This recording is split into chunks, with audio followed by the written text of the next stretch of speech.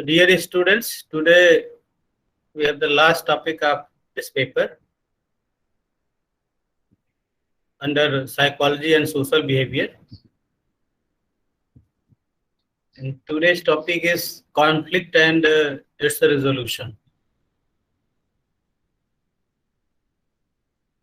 Here we will see what is conflict and how it arises, and how it can be resolved.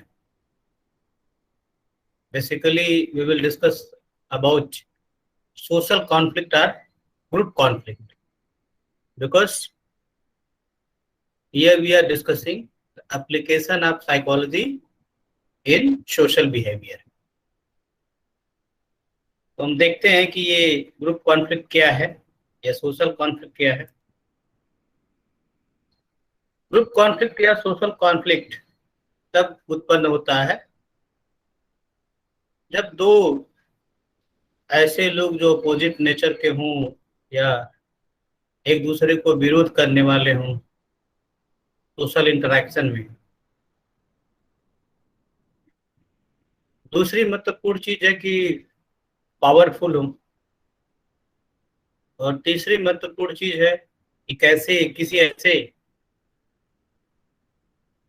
गोल को प्राप्त करना चाहते हों जो दोनों ही उसमें इंटरेस्टेड हों, या किसको ऐसी चीज जिसकी स्कार्सिटी हो, कमी हो।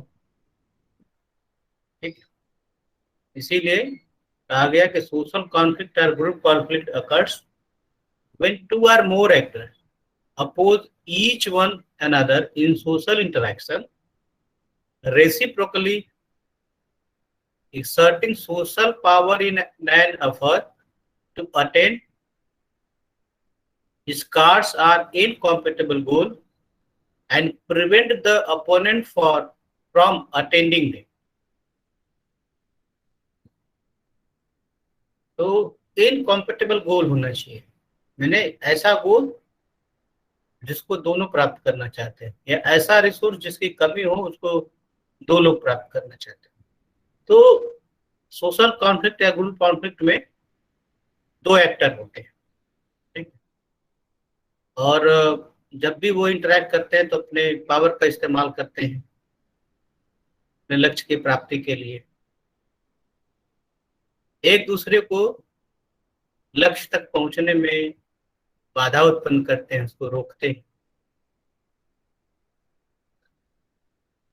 ठीक, तो ग्रुप कॉन्फ्लिक्ट और social conflict is a social relationship wherein the action is oriented intentionally for carrying out actors one's will against the resistance of other parties. तो अगर हम इन दो चीजों को अभी जो हमने बताया इसको हम एनालिसिस करते हैं तो हम पाते हैं कि जो ये सोशल कॉन्फ्लिक्ट या जो ग्रुप कॉन्फ्लिक्ट है उसमें जो सबसे महत्वपूर्ण चीज क्या है, social conflict revolve around social power. जहां पर सोशल पावर होता है उसी के इर्द गिर्द सोशल कॉन्फ्लिक्ट होता है। उसी पावर को गेन करने के लिए, उस पावर को होल्ड करने के लिए, उस पावर को प्राप्त करने के लिए। तो पावर महत्वपूर्ण चीज है कॉन्फ्लिक्ट के लिए, और जो इसमें पावरफुल होता है वो विन करता है, जीतता है, जो नहीं होता है वो हारता है। दूसरी चीज क्या है कि social conflict involve incompatibility in the sense that the social conflict some people are able to get what they want and other fail to get what they want. तो incompatibility of the मीन्स अगर उसमें एक प्राप्त करता है तो दूसरा उसको नहीं प्राप्त करता है। इन सोशल कॉन्फ्लिक्ट तब होता है जब ऐसा कोई लक्ष्य जिसको एक व्यक्ति प्राप्त कर लेता है और दूसरा प्राप्त करने की कोशिश करता है पर उसको नहीं प्राप्त करता। जो तीसरी महत्वपूर्ण चीज सोशल कॉन्फ्लिक्ट के संदर्भ में है वो है कि जो मोस्टली सोशल सिचुएशंस हैं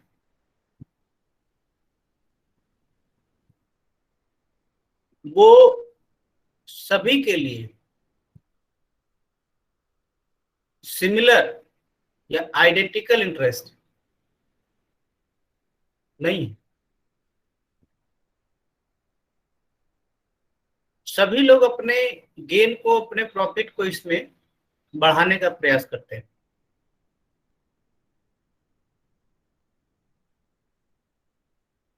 यानी कि जो कंडीशंस है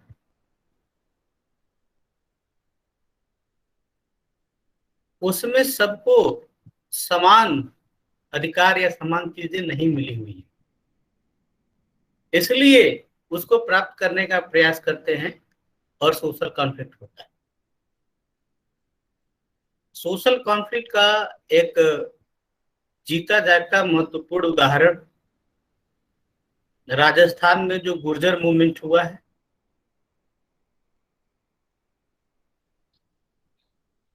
क्या प्रॉब्लम थी उनकी? गुर्जर एक कम्युनिटी है राजस्थान की जिसको ओबीसी में रखा गया है,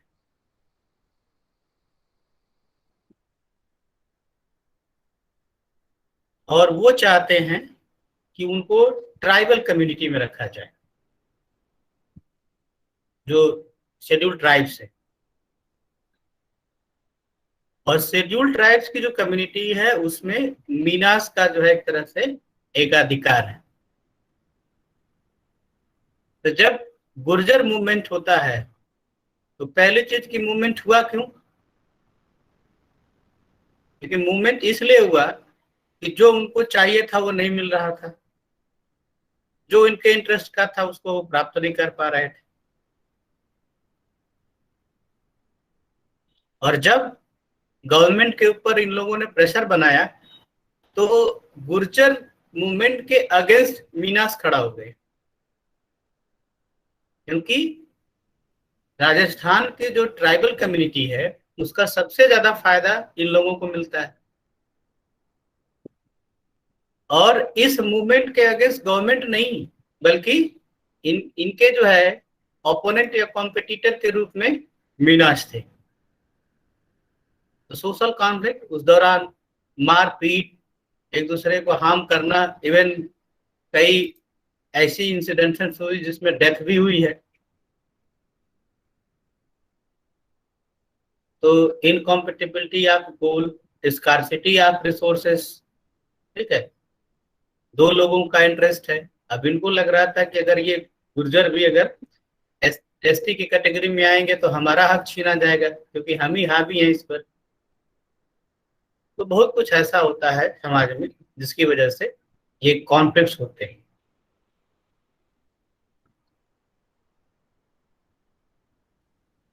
अब हम इसके अगर टाइपोलॉजी की बात करें, फॉर्म्स की बात करें सोशल कॉन्फ्लिक्ट की, तो ये सोशल कॉन्फ्लिक्ट मुख्य रूप से तीन डिफरेंट फॉर्म्स में देखने को मिलता है, या कहें साइकोलॉजी में हमने उसको तीन फॉर्म में क्लासिफाइड किया हुआ है: ओवर्ट कॉन्फ्लिक्ट, सब्जेक्टिव और ऑब्जेक्टिव कॉन्फ्लिक्ट। ओवर्ट कॉन्फ्लिक्ट जो बिल्कुल स्पष्ट हो, जो दृश्य हो, ओवर्ट, ठीक है। एक्सप्लिसिट और ओपन जिसको हम लोग कहते हैं, और जो कंपटीशन है वो डायरेक्ट और इस तरह का एकदम वायलेंट होता है। ज्यादातर आप देखेंगे कि जो दो कंट्रीज के बीच, दो स्टेट के बीच, दो कम्युनिटीज के बीच जो वॉर है वो ओवर्ट कॉन्फ्लिक्ट में होता है। मैनेजमेंट और लेबर यूनियन के बीच जो नेगोशिएशंस हैं वो भी ओवर्ट कॉन्फ्लिक्ट में होता है। या सिंपल एग्जांपल आप लीजिए कि किसी टॉपिक पर जब आप डिबेट करते हैं तो एक बंदा उसके फेवर में बोलता है, दूसरा उसके जस्ट अपोजिट बोलता है, ठीक है। तो ये सब ओवर्ट कॉन्फ्लिक्ट। दूसरा क्या है? Objective conflict. ऑब्जेक्टिव कॉन्फ्लिक्ट कब होता है? जब एक ग्रुप दूसरे ग्रुप की तुलना में किसी भी चीज से ज्यादा प्रॉफिट या गेन प्राप्त करने की कोशिश करता है। तो सोशल सिचुएशन में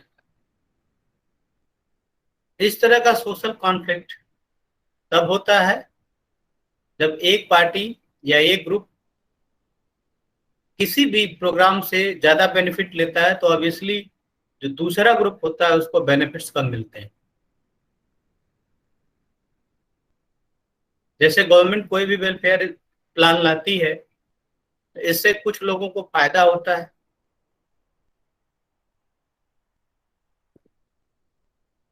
कुछ लोगों को जो एक्सपेक्टेड है उससे भी कम फायदा होता है, और कुछ ऐसे भी हैं जिनको नुकसान भी होता है।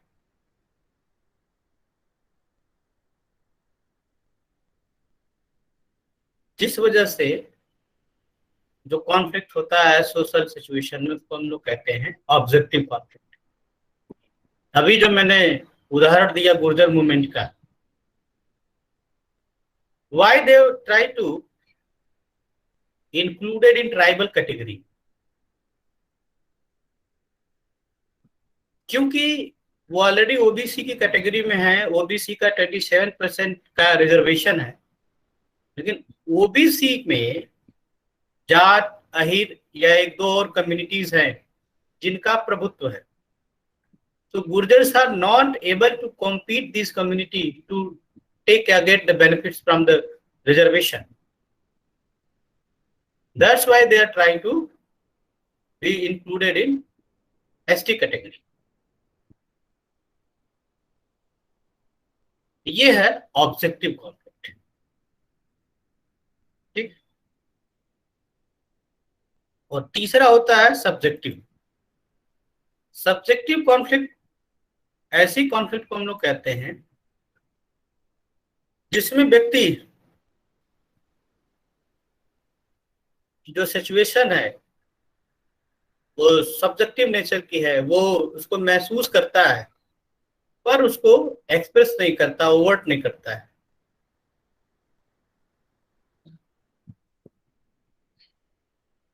तो ज्यादातर जो सब्जेक्टिव कॉन्फ्लिक्ट्स हैं वो ओपन नहीं होते हैं,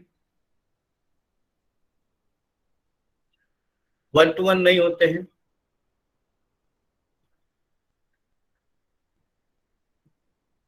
इसके अलावा भी बहुत तरह के कॉन्फ्लिक्ट की टाइपोलॉजी हो सकती है। ये with in individual, between individual, with in group, between group, with in communities, between communities, with in country and between country. ये तमाम तरह के प्रकार या टाइपोलॉजी कॉन्फ्लिक्ट की हो सकती है। विद इन बिटवीन का मतलब आप जानते हैं, जहां भी बिटवीन होता है वहां लक्ष्य एक होता है जिसको प्राप्त करने के लिए दो लोग प्रयास कर रहे हैं। लेकिन जब हम विद इन इंडिविजुअल के कॉन्फ्लिक्ट की बात करते हैं तो वहां लक्ष्य एक नहीं, लक्ष्य दो होता है। Means same time two goals which are incompatible are arises to achieve. They are strong in nature also. दो लक्ष्य एक साथ जब एक व्यक्ति के पास आ जाए, ठीक है, जैसे आपके पास लक्ष्य हो कि भाई जिस टाइम पर आपको क्रिकेट खेलने जाना है उसी टाइम आपको कोई मूवी देखने का भी ऑफर आ जाए, दो लक्ष्य।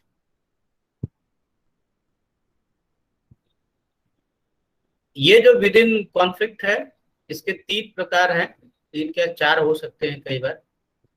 इसको कहते हैं अप्रोच अप्रोच, अप्रोच अवॉइडेंस और अवॉइडेंस अवॉइडेंस। अप्रोच अप्रोच मैंने दोनों लक्ष्य अच्छे होते हैं जिसको प्राप्त करना जरूरी है, मूवी भी देखना है और क्रिकेट भी खेलना है।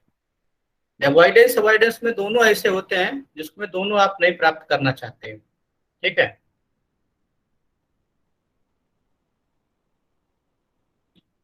जैसे या तो रोज करेले का जूस पियो, नहीं तो उसके बदले इंजेक्शन लो। अप्रोच अवॉइडेंस में एक पॉजिटिव एक नेगेटिव होता है, इसलिए सबसे इजीली इसको आप रिजॉल्व कर लेते हैं। एक को आप प्राप्त करना चाहते हैं, दूसरे को नहीं चाहते। कई बार डबल अप्रोच अवॉइडेंस होता है, यानी कि दोनों में ही एक पॉजिटिव एक नेगेटिव और एक पॉजिटिव एक नेगेटिव होता है।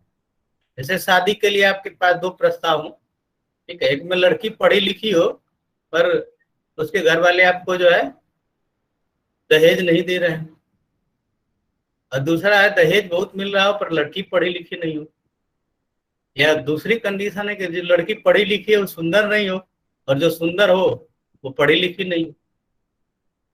या लड़के के लिए भी है, लड़की के लिए भी ऐसा ऑप्शन हो सकता है, तो जो लड़का स्मार्ट हो वो एजुकेटेड नहीं हो, जो एजुकेटेड है वो स्मार्ट ना हो। इसको बोलते हैं अप्रोच अवॉइडेंस। ये डबल अप्रोच है। पर हम लोग जो बात कर रहे हैं सोशल सेंस में, ये है अभी जो मैंने बताया, ये ग्रुप कॉन्फ्लिक्ट या सोशल कॉन्फ्लिक्ट।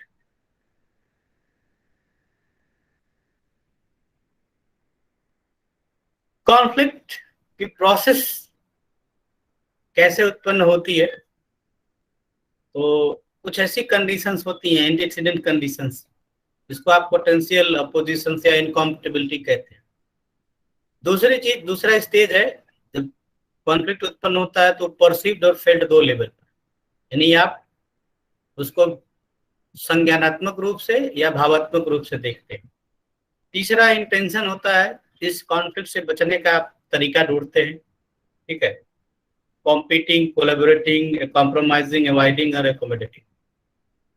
देन आपका बिहेवियर, ठीक है, और उसके बाद दूसरे पार्टी का रिएक्शन, और लास्ट इसमें स्टेज होती है इंक्रीज ग्रुप परफॉर्मेंस या डिक्रीज ग्रुप परफॉर्मेंस।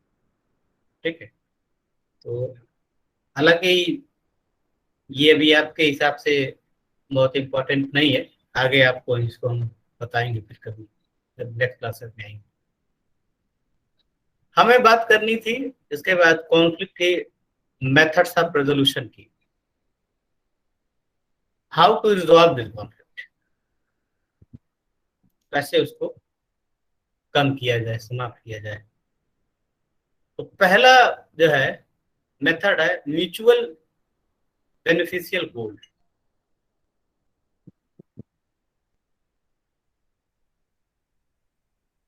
एक ऐसा लक्ष्य जो दोनों के लिए फायदेमंद है। जिससे क्या होता है कि स्ट्रगल कम हो जाता है। म्यूचुअल बेनिफिशियल कॉन्फ्लिक्ट को रिजॉल्व करने के लिए ऐसे लक्ष्य बनाए जाए जो दोनों ही पार्टीज के लिए फायदेमंद। बहुत तरह के ऐसे प्रोग्राम्स होते हैं सरकार के द्वारा, सामाजिक संस्थाओं के द्वारा, जिसमें ज्यादातर लोगों को फायदा होता है। उसको हम लोग कहते हैं म्यूचुअली बेनिफिशियल। दूसरा तरीका क्या है, कॉम्प्रोमाइजिंग। कॉम्प्रोमाइज करना, जिसमें कोई भी पार्टी अपने गेन लॉस के लिए स्टैंड नहीं होती है। ठीक है, मतलब जैसे तैसे करके इसको रिड्यूस कर दिया जाए। जैसे मैंने अभी जो गुर्जर मूवमेंट का उदाहरण बताया, जब गुर्जर्स ने गवर्नमेंट को प्रेशराइज किया कि उसको ट्राइबल्स में शामिल किया जाए, तो मीनाज ने उसको अपोज किया, और स्थिति इतनी खराब हो गई कि मतलब हत्या तक की जो है केसेस आने लगे, एक दूसरे को मारना पीटना। ठीक है, फिर जाके दोनों में कॉम्प्रोमाइज हुआ। गुर्जर जो है अपनी इस डिमांड को ड्रॉप कर देंगे, तो उनको शेड्यूल ट्राइब्स में इंक्लूड होना है। और वो गवर्नमेंट से जो ओबीसी कोटा है उसमें अपने लिए एक सेपरेट कोटा मांगेंगे। ठीक है, और इस बात को जो है फिर मीनाज ने भी सपोर्ट किया। इसको कहते हैं कॉम्प्रोमाइज।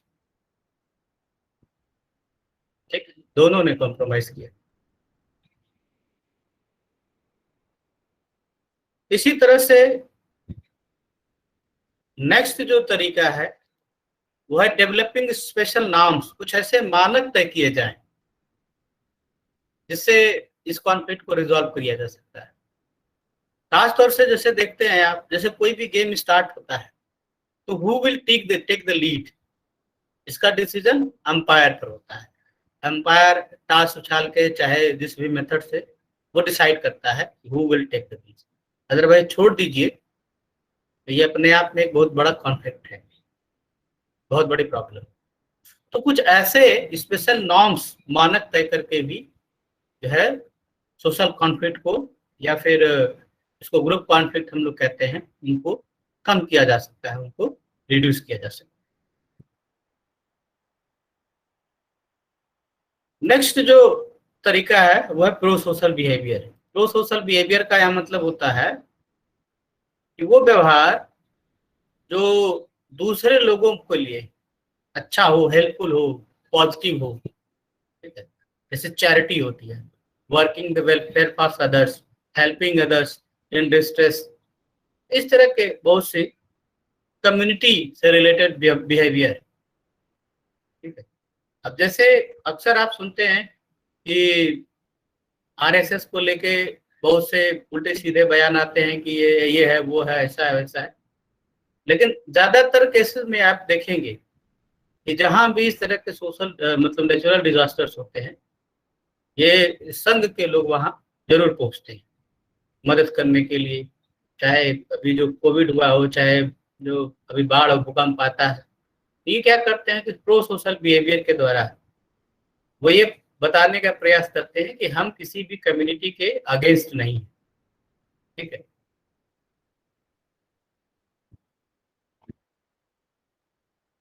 तो इसके बाद कुछ और मेथड्स हैं जिसको हम लोग कहते हैं साइंटिफिक अप्रोच टू मैनेज या टू रिजॉल्व द कॉन्फ्लिक्ट। और सोशल साइकोलॉजिस्ट ने ये 3 अप्रोचेज बताए हैं, जिसमें एक है विन लॉस, लॉस लॉस और विन लॉस विन अप्रोच।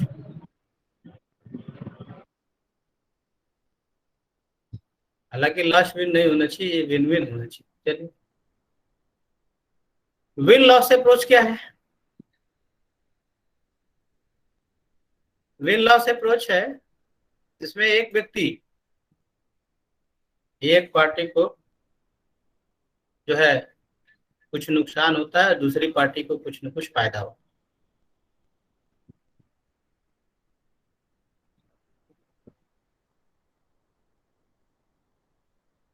जब आप किसी दूसरे पार्टी को डिफीट करने के लिए प्रयास करते हैं, कंपटीशन करते हैं, तो नॉर्मली ये कंडीशंस आती है कि एक विन होता है और एक लॉस होता है। इस तरह का जो अप्रोच है, ठीक है, जिसकी विक्ट्री है उसकी विन है और जो दूसरा ग्रुप है उसका लॉस होता है। इस अप्रोच का जो अंडरलाइंग एजम्पशन है क्या है कि conflict among people is unavoidable and harmony is impossible. जैसे ज्यादातर गेम में है, क्रिकेट में है, चाहे जिस भी चीज पे है, ऐसा नहीं है कि चलो हम बांट के रन ले लें, हम बांट के नंबर ले लें। मतलब वहां पर कंपटीशन होना ही होना है, और होगा तो एक जीतेगा और दूसरा हारेगा। एक दूसरा एग्जाम्पशन वही है कि gain of one party result is the loss of other party. तो एक जो जीतता है वो विनर है, जो हारता है वो लूजर। तो ये एक तरीका है, लेकिन इससे कॉन्फ्लिक्ट खत्म हो जाता है कि कौन बड़ा है, कौन अच्छा है, कौन ज्यादा इंपॉर्टेंट है।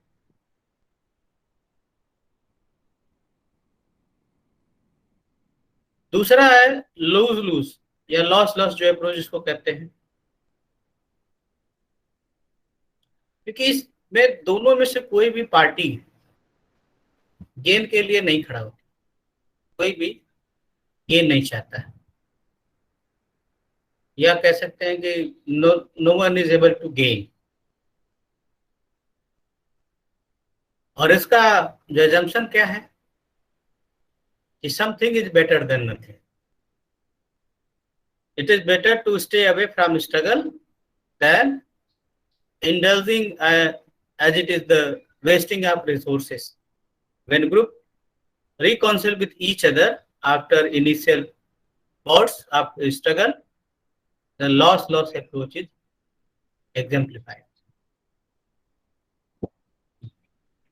Another characteristic of this approach is that it results a quick solution of the problem.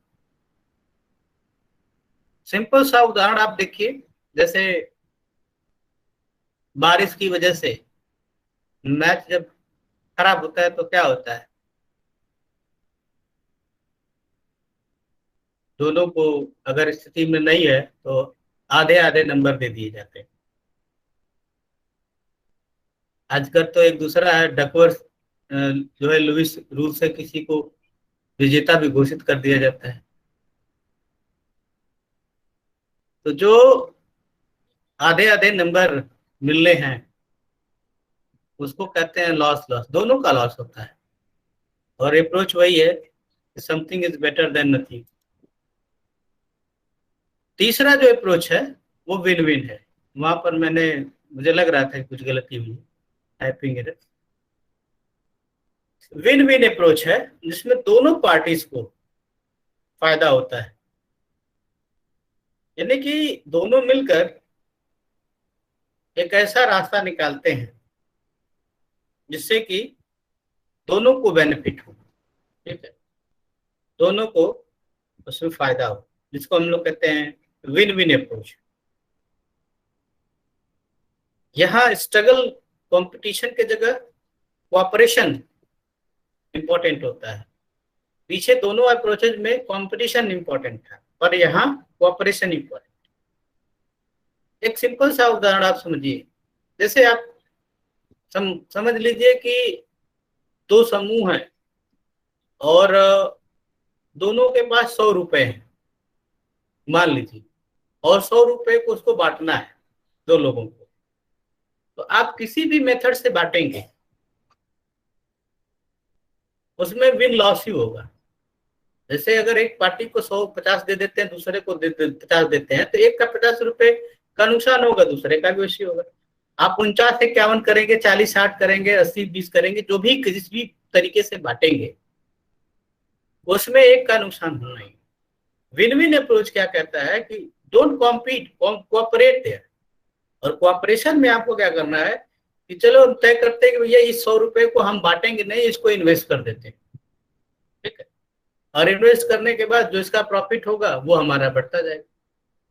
तो इन्वेस्टमेंट से जो आपको जो मिल रहा है वो एडिशनल है, मतलब आपको भी फायदा, दूसरी को पार्टी को भी फायदा, और आपका जो मूलधन वो बना हुआ है।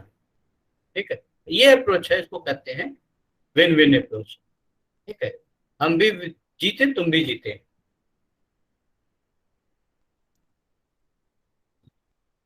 इसी तरह से ब्लैक मूटन ये ऑर्गेनाइजेशन बिहेवियर के बहुत इंपॉर्टेंट रिसर्चर रहे हैं, और इन्होंने कुछ कॉन्फ्लिक्ट रेजोल्यूशन की स्ट्रेटजीज बताई हैं।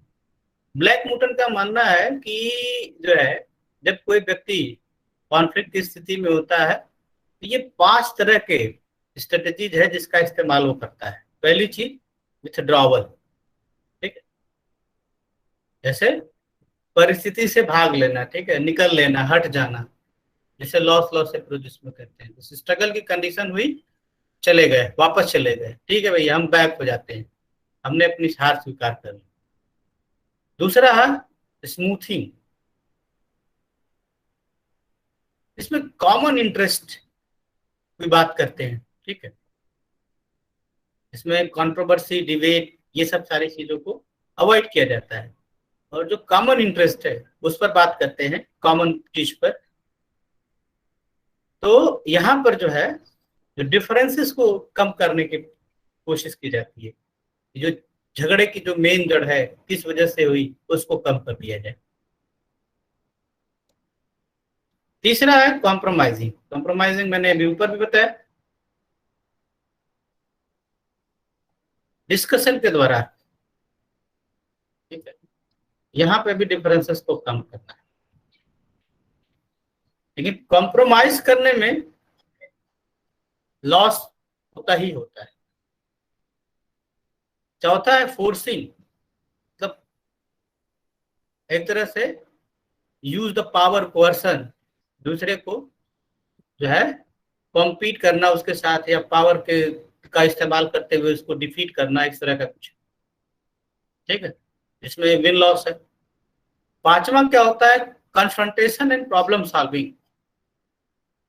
तो इसमें दोनों पार्टीज ओपनली जो है डिस्कस करते हैं सभी मैटर्स को, और उनका एक म्यूचुअल एक्सेप्टेबल सोल्यूशन देख खोजते हैं, जिसमें दोनों ही जो है को फायदा हो रहा है। इसको कहते हैं विन विन अप्रोच। तो ये ब्लैक मूटन की स्ट्रेटजी है, किस प्रकार से कॉन्फ्लिक्ट को रिजॉल्व किया जाए। इसी तरह एक जो है 2 डायमेंशनल मॉडल है कॉन्फ्लिक्ट हैंडलिंग के लिए। अभी जो मैं ऊपर दिखा रहा था आपको प्रोसेस ऑफ कॉन्फ्लिक्ट, उसमें भी ये चीज की चर्चा थी। इस मॉडल में कहा गया है कि जो कॉन्फ्लिक्ट हैंडलिंग बिहेवियर है वो 2 डायमेंशंस के आधार पर तय होता है। एक को कहते हैं असर्टिवनेस और दूसरा आता है कोऑपरेशन। और इन दोनों के इंटरेक्शन से 5 कंडीशन बनती है: avoidance, accommodating, compromising, competing and collaborating. ये देखिए, ये कॉन्फ्लिक्ट का जो है 2 डायमेंशनल मॉडल है। जैसे मान लीजिए ये एक्स एक्सिस पर कोऑपरेटिवनेस है और वाई पर असर्टिवनेस है। कोऑपरेटिवनेस का मतलब कि आप के अंदर जो है ह्यूमन वैल्यू ज्यादा है, ठीक है, और आप दूसरे के लिए गिव अप करने के लिए तैयार हैं। और असर्टिव का मतलब होता है आपकी सेल्फ इंपॉर्टेंस ज्यादा है और आप खुद के लिए खड़ा होना ज्यादा इंपॉर्टेंट समझते हैं। तो यहाँ पर देखिए, ये अनकोऑपरेटिव, और जैसे जैसे आप आगे बढ़ते हैं कोऑपरेटिव, वहां अनअसर्टिव, और जैसे आगे बढ़ते हैं असर्टिव।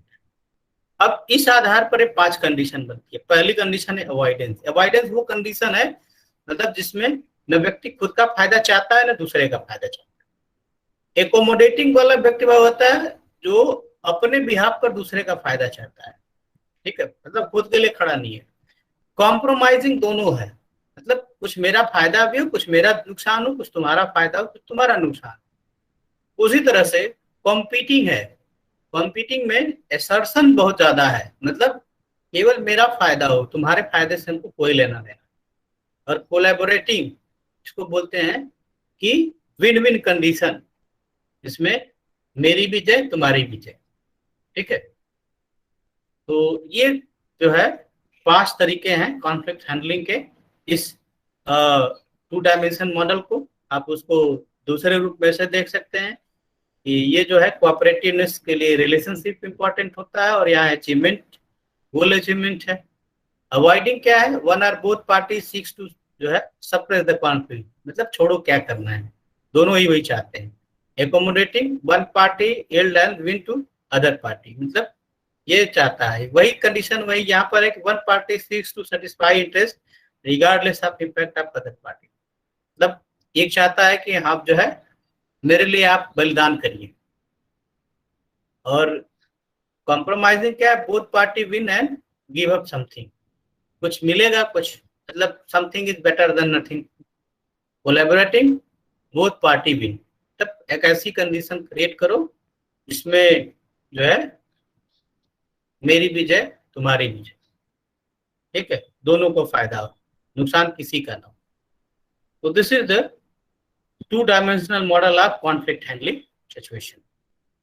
अब इसके बाद आप जो है लास्ट जो मैं बात कर रहा हूं वो क्या है कि थर्ड पार्टी इंटरवेंशन।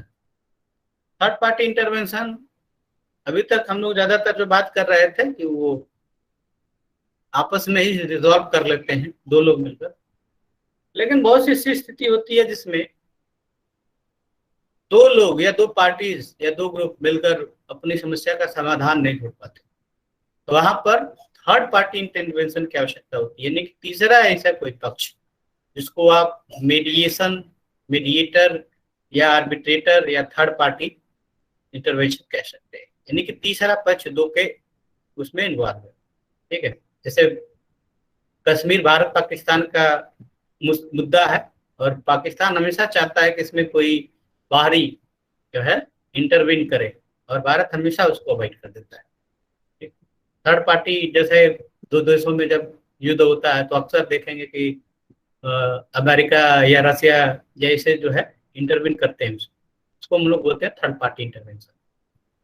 तो थर्ड पार्टी मतलब ऐसी पार्टी जो दोनों के साथ मिलकर बात करके एक समाधान ढूंढे। ठीक है, और उनके जो डिसीजंस होते हैं, ओपन डिस्कशन, नेगोशिएशन, इन सब सारे के मतलब कोई इन्फोर्समेंट का ज्यादा इशू नहीं होता है।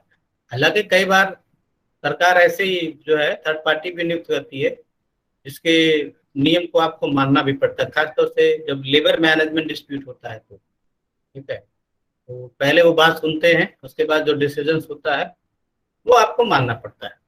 ठीक है, थर्ड पार्टी में एक तीसरा कोई इम्पोर्टेंट पक्ष, जिसको खास तौर से जो मैच्योर हो, जिसको ह्यूमन रिलेशन का ज्ञान हो, ठीक है, वो इस काम को बेहतर तरीके से संपादित कर सकता है।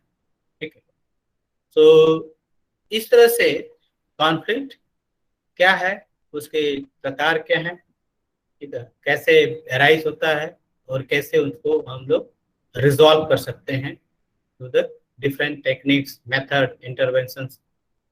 ये सारी चीजें मैंने आपको इस लेक्चर के अंतर्गत बताई। ठीक है, तो this is all about from my side on this topic, conflicts and its resolution. And now if you have any query you can ask. This is the last topic, and by completing this my syllabus has been finished totally.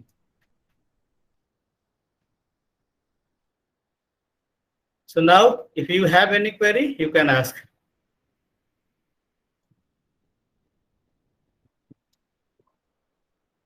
Sir आपने sir conflict में कहा कि sir जब दो party एक common goal के लिए मतलब एक सिंपल इंटरेस्ट अपने खुद के इंटरेस्ट की लड़ती हैं तब जाकर सर हम लोग का सोशल कॉन्फ्लिक्ट देखने को मिलता है सर तो उस कॉन्फ्लिक्ट के लिए सर दोनों पार्टी का बराबर मजबूत होना भी तो जरूरी है सर ना। मतलब एक पार्टी कमजोर तो कॉन्फ्लिक्ट कहाँ से होगा सर, वो एक पार्टी दूसरी पार्टी दबा देगी सर ना। तो दबा देगी तो कॉन्फ्लिक्ट नहीं होगा। कॉन्फ्लिक्ट पार्टी का पावर तो पहले ही मैंने बताया ना कि पावर तो होता ही है, तो उसमें तो ऑब्वियस ही बात है कि जो पावरफुल होगा वो तो दबा देगा ही देगा। लेकिन कॉन्फ्लिक्ट तो हो रहा है ना। अब गुर्जर और मीनाज में क्या हुआ, आखिरकार गुर्जर तो हार गए ना, क्योंकि मीनाज तो जो है ब्यूरोक्रेसी से लेके जो है ऑटोक्रेसी से लेके जितना भी है आपका पॉलिटिकल सिस्टम चाहे हो चाहे जिसमें सब में हावी ऑलरेडी है, तो वो तो ऑलरेडी पावरफुल थे ना। कॉन्फ्लिक्ट हुआ कि नहीं हुआ? मतलब तुम्हारा कहने का मतलब कि एक कमजोर व्यक्ति है तो उसको तुम चार पड़ाका मारोगे तो कुछ नहीं करेगा, छोड़ देगा तुमको। वो लड़ेगा ना, अपने हिसाब से लड़ेगा ना। गोल के लिए इंपॉर्टेंट है, गोल दोनों के लिए गोल महत्वपूर्ण होना चाहिए। ठीक है, पार्टी कमजोर है और जो है स्ट्रांग है ये इशू नहीं है, उनके लिए वो लक्ष्य कितना महत्वपूर्ण है उस पर है। ठीक है, अब रिजर्वेशन का कोई भी इशू हो जाए, जो सो कॉल्ड सवर्ड है उनको क्या मतलब है, क्योंकि उनको तो कुछ फायदा मिलना नहीं है। अब चाहे 12% रिजर्वेशन हो, चाहे 32% हो, चाहे 92% हो जाए, हमें तो जो मिलना वही मिलेगा ना। तो पार्टीज का स्ट्रांग होना वीक होना इशू नहीं है, इशू है कि गोल के प्रति उनकी इनकॉम्पेटेबिलिटी कैसी है। ठीक है, वो गोल इनको लिए इंपॉर्टेंट है कि नहीं है। ठीक है, वीक भी होगी पार्टी तो अपने इंटरेस्ट के लिए लड़ेगी तो कि छोड़ देगी। हार जीत तो बात की बात है, लेकिन कॉन्फ्लिक्ट होगा कि नहीं होगा? Yes sir. और सर अगर हाँ अविनाश बोलो। हाँ सर बोल रहा था, अगर जैसे असहमति हो किसी टॉपिक को लेकर के और पार्टीज अगर उसमें एक निश्चित पॉइंट पे नहीं पहुंच रही हैं जहाँ पे किसी चीज को फिक्स कर पाए, तो वहां भी सर कॉन्फ्लिक्ट मतलब बिल्कुल कॉन्फ्लिक्ट है। जब एग्रीमेंट नहीं है तो क्या है? अभी मैंने डिबेट की बात की कि नहीं की? Yes sir. बताया ना कि जब आप डिबेट करते हैं तो क्या होता है भाई, आप अपना पक्ष रखते हैं, दूसरा वाला अपना पक्ष रखता है। तो ये तो मतलब क्या कहते हैं, वैचारिक असहमति ही तो है, वो तो कॉन्फ्लिक्ट है, उसमें कोई इशू नहीं है। लेकिन सर बड़े बड़े मंचों पे सर, जैसे कंट्री वाइज देखें या जैसे लार्ज ग्रुप जो सोशल ग्रुप्स होते हैं सर, उनमें कभी कभी होता है कि जब आप किसी अगर सोशल कॉन्फ्लिक्ट वहां पे अगर कोई अराइज होता है तो फिर भी वहां अगर आप डिसेंट भी कर रहे हो, असहमति दे रहे हो, लेकिन आपकी बातों को सप्रेस्ड कर दिया जाता है और वो फेवर मतलब मेजोरिटी ऐसी बातों को चला वो जाता है। दूसरी चीज है, दैट इज द, वो तो हैंडलिंग मतलब हैंडलिंग स्ट्रेटेजीज है ना, but conflict was arise there. ठीक है, conflict was arise there. If I'm not agree with you or you are not agree with me, it means there is conflict. But अब मैं अपने power का, position का, अपने जो है कह सकते हो कि अप्रोच का इस्तेमाल करते हुए आपको मैं शांत कर दूं, आपको दबा दूं, तो ये तो स्ट्रेटेजी है उसको रिजॉल्व करने की ना। बट कॉन्फ्लिक्ट तो है ना। Yes sir. कॉन्फ्लिक्ट हुआ कि नहीं हुआ? या मतलब आप कोई प्रपोजल लेके आए और हम सहमत नहीं है, तो कॉन्फ्लिक्ट तो हो गया। अब यस सर। आप उसको धमकी देकर, चाहे कोई और प्रलोभन देकर मेरी बात को आप खारिज कर देते हैं, तो ये रिजॉल्व की स्ट्रेटजी है, how to resolve it. But conflict was arise there, and जिसको आप कह रहे हो कि जो पावरफुल होते हैं तो वो दबा देते हैं, तो वो रिजोल्यूशन है उनका। ठीक है, अब चाहे उसको विन लॉस की कंडीशन में समझ लीजिए। ठीक है, अब रिजॉल्व करने के सबके अपने अपने तरीके होते हैं। ठीक है, अब जैसे दो लोग झगड़ रहे हैं तो कोई उनको समझा के शांत कर सकता है, कोई दोनों को दो दो झापड़ मार के भी शांत कर सकता है, कोई एक को मार के दूसरे को भगाटा के भी शांत कर सकता है मामले को। तो वो रिजोल्यूशन टेक्निक है, वो कॉन्फ्लिक्ट मैनेजमेंट या कॉन्फ्लिक्ट हैंडलिंग जो है अप्रोच है। But conflict is there. Sir sir society में जितने भी सर कॉन्फ्लिक्ट होते हैं सर, क्या वो सोशल कॉन्फ्लिक्ट के अंतर्गत आएंगे सर? अगर वो पर्सनल नहीं है तो सोशल ही होंगे ना। अगर दो समूह के, दो परिवारों के, दो जो है संस्थाओं के, इस तरह के जो सिस्टम से रिलेटेड है, अगर वो आपके इंडिविजुअल से नहीं जुड़ा है, वो सोशल है। इंडिविजुअल का मतलब आपका खुद का कॉन्फ्लिक्ट, जिसको मैंने बताया, approach approach approach, avoidance avoidance avoidance, double approach avoidance. ठीक है, सर तो एग्जांपल जो पर्सनल कॉन्फ्लिक्ट एग्जांपल होता लेते हैं है, सर। सर जैसे एग्जांपल लेते हैं कि एक परिवार में सर एक पक्ष मतलब चाहता है कि हम दूसरे शहर में रहें, एक पक्ष चाहता है कि हम अपने होम टाउन में रहें, तो ये मतलब इसमें सोशल कॉन्फ्लिक्ट थोड़ी है, तो ये ये तो कॉन्फ्लिक्ट में नहीं फैमिली आएगा है। सर? सर सोशल कॉन्फ्लिक्ट में पब्लिक इंटरेस्ट हमेशा इन्वॉल्व रहता है कि नहीं? होना ही चाहिए। सोशल कॉन्फ्लिक्ट परिवार में थोड़ी है। परिवार में मैंने अब घर में टेबल पर ये हो कि भैया जो है आज पनीर बनेगा कि चिकन बनेगा, इसको लेकर अगर कॉन्फ्लिक्ट हो रहा है तो ये सोशल कॉन्फ्लिक्ट थोड़ी हो। नो सर, ये इंडिविजुअली हो गया। सर लेकिन ये तो प्रॉपर्टी के लिए कॉन्फ्लिक्ट होता है सर, प्रॉपर्टी को लेकर होता है कि जैसे हमारी प्रॉपर्टी को लेकर अगर आपस में है तो ठीक है, मतलब नहीं है। अगर उसमें दो ग्रुप, दो कम्युनिटीज या इस तरह की चीजें इन्वॉल्व हो, ठीक है, दो समूह की बात मैंने कही ना। सोशल कॉन्फ्लिक्ट को ग्रुप कॉन्फ्लिक्ट कहते हैं। फैमिली या इंडिविजुअल कॉन्फ्लिक्ट अलग है। Individual conflict is different thing. अगर इंडिविजुअल कॉन्फ्लिक्ट पढ़ाना होता तो मैं सोशल कॉन्फ्लिक्ट क्यों पढ़ाता, क्यों ग्रुप कॉन्फ्लिक्ट उसको करता? तो ग्रुप होना चाहिए ना। परिवार में ग्रुप नहीं होते हैं। परिवार तो फिर भाई, परिवार की अवधारणा क्या है? ठीक है, परिवार की परिभाषा क्या है? और जो है अनडिवाइडेड फैमिली की जो है, हमारे यहाँ संयुक्त परिवार की परिभाषा जो है, तो वो ग्रुप नहीं है। तो ठीक है, सर वो लेकिन आप, अगर भाई सर अगर ये कंपनी में होता है सर, जैसे कि इंस्टीट्यूशन में कोई होता है या फिर कंपनी को हाँ लेकर मीटिंग होते हैं, तब तो ये सर हो जाता है सोशल कॉन्फ्लिक्ट में सर। बिल्कुल है, क्योंकि वो सोशल ऑर्गेनाइजेशन है। कोई भी इंडस्ट्री ऑर्गेनाइजेशन, उसको कहा जाता है सोशल सिस्टम। ठीक है, ऑर्गेनाइजेशन की डेफिनेशन नहीं है किसी भी ऑर्गेनाइजेशन की, consciously coordinated social unit which consist of more than two people who work together to achieve a goal or set up goal. Means that should be a social unit and वो consciously coordinated हो. ठीक है, तो organisation परिवार organisation नहीं है. ठीक है, फैमिली जो है अलग चीज है. फैमिली को आप ऑर्गेनाइजेशन नहीं कह सकते. और जो इंडस्ट्री की बात है वो ऑर्गेनाइजेशन है, वो सोशल यूनिट है. Thank you sir, thank you. चलिए और कोई चीज.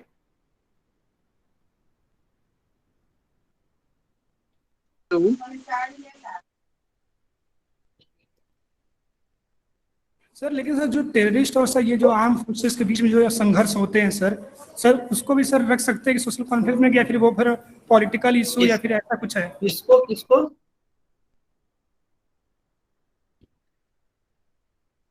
हमारी आवाज क्लियर नहीं हो रही. किसको कह रहे हो कि social conflict? Army sir terrorist और सर आर्म फोर्सेस के बीच में जो होती है सर. बिल्कुल है, वो कॉन्फ्लिक्ट है. दो देशों के बीच हो, दो इस तरह के टेरिटरीज के बीच हो, वो सब सोशल कॉन्फ्लिक्ट का है. सर ये जो नक्सल मूवमेंट हुआ मतलब होता है सर, ये भी तो एक सोशल, ये वो भी वही है, वही है. अब सारे उदाहरण मेरे उसमें थे, हटाए हमने. Naxal movement is also kind of, ये भी एक तरह से क्या है भाई, सरकार एक प्लान लेके. नक्सली क्या चाहते हैं, मैंने गुर्जर मूवमेंट का उदाहरण दिया जिस तरह से, वो सिमिलर कंडीशन तो उनकी भी तो है. वो भी किस लिए करते हैं, वो मूवमेंट इसीलिए कर रहे हैं ना कि हमको बेनिफिट मिले. भाई कॉन्फ्लिक्ट में मैंने बताया क्या कि भाई एक को फायदा होता है तो दूसरे को नुकसान होता है. ठीक है, तो जहां पर एक का इंटरेस्ट है और तो दूसरे को फायदा हो रहा है, तो वो डिप्राइव्ड है, उनको फायदा नहीं मिला है, वो फायदा लेना चाहते हैं, इसलिए वो कॉन्फ्लिक्ट कर रहे हैं, वो संघर्ष कर रहे हैं. उसका नाम ही है संघर्ष. ठीक है, वो कॉन्फ्लिक्ट जो है सोशल कॉन्फ्लिक्ट का ही पार्ट है.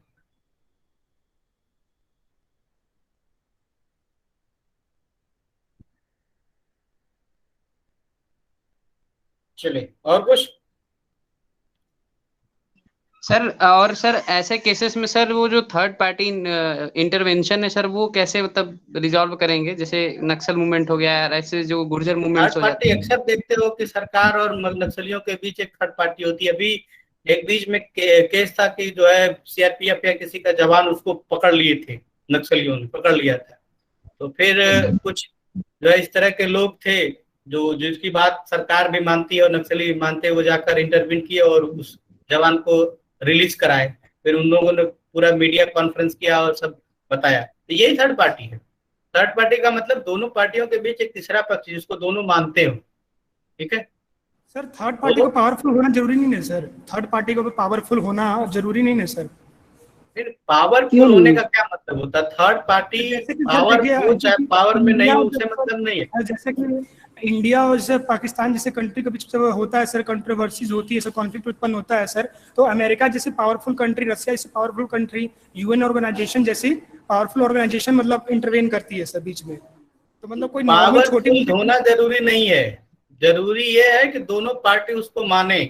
तो क्यों अब पाकिस्तान तो चाहता है कि यूएस या यूएन हो जाए, लेकिन अब इंडिया नहीं चाहता है, इसलिए वो नहीं बन पाते थर्ड पार्टी. ठीक है, पावरफुल होना जरूरी नहीं है, जरूरी है कि दोनों के लिए एक्सेप्टेबल हो. ठीक है, जैसे यूएस या यूएन को पाकिस्तान चाह रहा है पर इंडिया नहीं चाहता है, तो चाहे लाख पावरफुल हो, अगर दोनों पार्टी जब तक एक्सेप्ट नहीं करती है, थर्ड पार्टी इंटरवेंशन नहीं हो सकता है. पहली चीज. और देखिए थर्ड पार्टी इंटरवेंशन के भी बहुत से अभी तरीके हैं. अभी तो सर जैसे अफगानिस्तान में सर जैसे अभी हुआ था यूएस और इनके बीच में, अफगान जो गवर्नमेंट थी इसमें सर इंटरमीडिएट हुआ तालिबान के, तो इसलिए वहां पे सर जो पीस हुआ है अभी थोड़ी बहाली हुई है थोड़ी. वही चीज ना, वो अब अभी जो मैंने बताया जो नक्सल जो हुआ था प्रॉब्लम, जिसमें जो उनका जो सब जवान पकड़ लिए थे नक्सलियों ने, तो जिन लोगों ने छुड़ाया वो पावरफुल थोड़ी थी, वो गवर्नमेंट से ज्यादा पावरफुल है कि नक्सली से ज्यादा पावरफुल थे.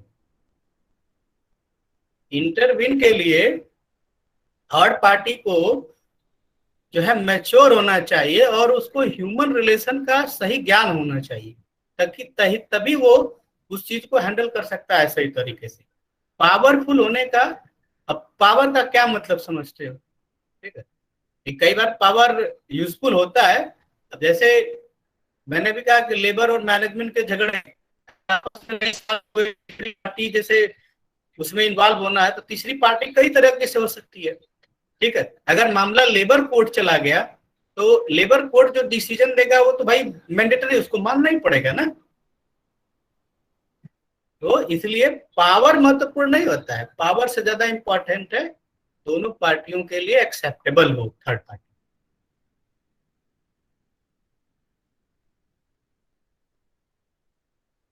Thank you sir. Any other query? No. तो अभी हमारा जो सिलेबस था जो इस पेपर का वो पूरी तरह से कंप्लीट हो गया है।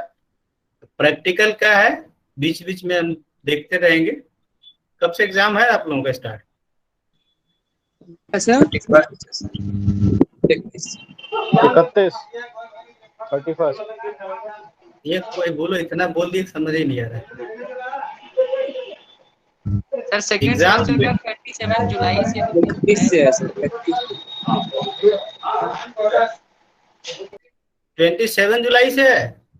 हाँ सर, सेकेंड सेमेस्टर का स्टार्ट हो रहा है उसी दिन से, और बाकी मेन पेपर सर अपन के डेट वाइज डिफर है। नहीं, पेपर तो चल रहा है, मैं तुम्हीं लोगों का पूछ रहा हूँ। बीए फाइनल के तो हाँ, तीसरा पेपर मेरे ख्याल से आ जाएगा। Yes sir, second paper 27। चलो तो अभी टाइम है, एक दो प्रैक्टिकल इंट्रोड्यूस हो जाएगा तो हो जाएगा। ठीक, ओके, थैंक यू आप सर। Thank you sir.